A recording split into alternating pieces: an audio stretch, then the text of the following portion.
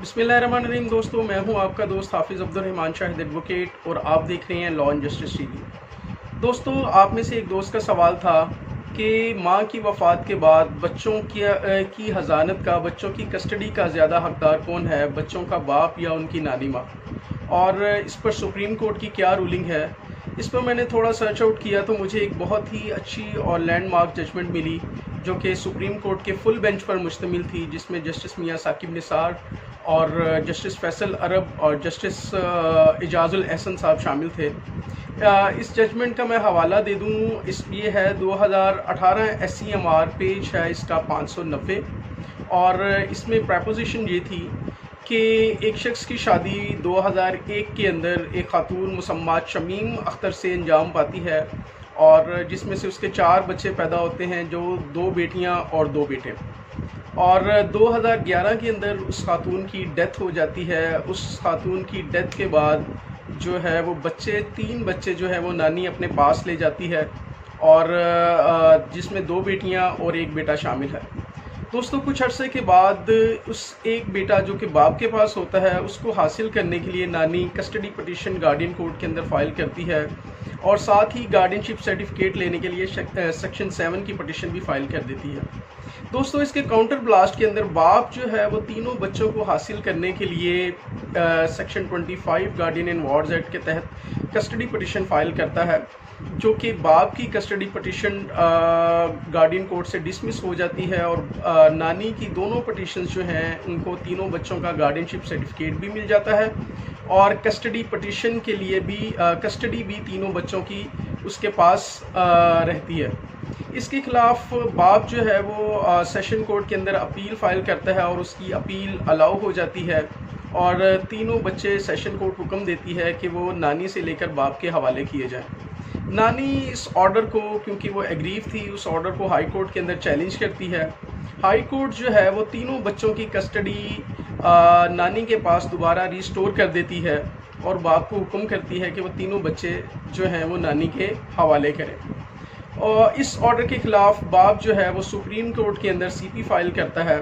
और supreme court के अंदर वो अपना मौक़िफ़ इख्तियार करता है कि नानी चूँकि गुज़रते वक्त के साथ साथ बूढ़ी हो चुकी हैं, और वो अपना हक़ हज़ानत खो चुकी हैं, और उनकी एज तकरीबन इस वक्त जो है वो 67 ईयर्स हो चुकी है, और उनकी अपनी सेहत भी इतनी कोई अच्छी नहीं रहती, वो ख़ुद भी बीमार रहती हैं, और बच्चे जो हैं वो अपनी स्टेप मैटरनल आंट के रहमो करम पर हैं, और वही इनकी देखभाल करती है, वही इनको लुक आफ्टर करती है, और और वो उसको बेहतर तरीके से लुक आफ्टर या उनकी एजुकेशनल रिक्वायरमेंट्स पूरा नहीं कर सकती, क्योंकि वो एक स्टेप मैटरनल आंट है उनकी, और उनको बच्चों से कोई सरोकार नहीं है। जबकि मैं फादर बच्चों का नेचुरल और लीगल गार्डियन हूँ, और उनको बेहतर तरीके से लुक आफ्टर कर सकता हूँ, और एक अच्छे फाइनेंशियल रिसोर्स रखता हूँ, और शहर के बहुत अच्छे इलाके में रहता हूँ, और बच्चों की बेहतर तरीके से मैं देखभाल कर सकता हूँ। इस पर नानी का मौक़िफ़, उनके काउंसिल का मौक़िफ़ ये होता है कि क्योंकि सिंस द डेथ ऑफ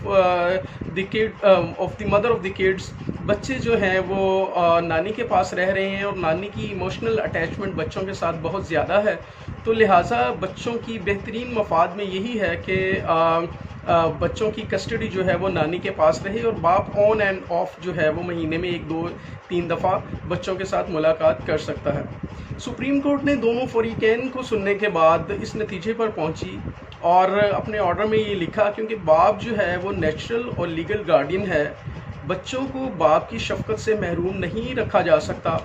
तो इसका बेहतरीन हल यही है कि बच्चों को बाप के हवाले कर दिया जाए, क्योंकि बाप बेहतर तरीके से बच्चों की एजुकेशनल रिक्वायरमेंट्स पूरी कर सकता है, और बच्चों की बेहतरीन निगहदाश्त, परवरिश, और उनकी फ़िज़िकल और मेंटल अपब्रिंगिंग जो है वो बेहतर तरीके से कर सकता है। लिहाजा बच्चों को बाप के हवाले किया जाना ऐन इंसाफ होगा। اور سپریم کورٹ نے مزید یہ کہا کہ نانی جو ہے وہ ہر ویکنڈ پہ بچوں کے ساتھ ملاقات کر سکتی ہے، اور ان کو جو ہے وہ اسٹے نائٹ ایک شام ہفتے کو 6 بجے سے اگلے دن سنڈے کو 4 بجے تک بچے جو ہے وہ نانی کے پاس رہیں گے، جبکہ بقیہ ٹائم جو ہے وہ بچے جو ہے وہ باپ کے پاس ان کو کسٹڈی دے دی جاتی ہے، اور بعد ہی بچوں کا جو ہے وہ لیگل اور نیچرل گارڈین ہے، اور وہ بچوں کی بہتر طریقے سے دیکھ بھال کر سکتا ہے۔ تو باپ کی جو سی پی جو ہے وہ اس کو سپریم کورٹ اپیل میں کنورٹ کر دیتی ہے، اور وہ اپیل جو ہے وہ الاؤ ہو جاتی ہے، اور نانی کو جو ہے وہ بچوں کی کسٹڈی سے ہاتھ دھونا پڑ جاتا ہے۔ دوستو اس میں لا پوائنٹ بتانے کا مقصد یہ ہے کہ باپ جو ہے اس کو بچوں کی حضانت جو ہے وہ باپ کو محروم نہیں کیا جا سکتا۔ باپ بچوں کا نیچرل اور لیگل گارڈین ہے۔ جو بچے باپ کی شفقت سے محروم رہتے ہیں وہ ساری زندگی جو ہے وہ احساس کمتری کا شکار رہتے ہیں، وہ اپنے دوستوں کے ساتھ بہتر طریقے سے گھل مل نہیں سکتے، اور نہ ہی بہتر طریقے سے وہ اپنی زندگی میں آگے بڑھ سکتے ہیں۔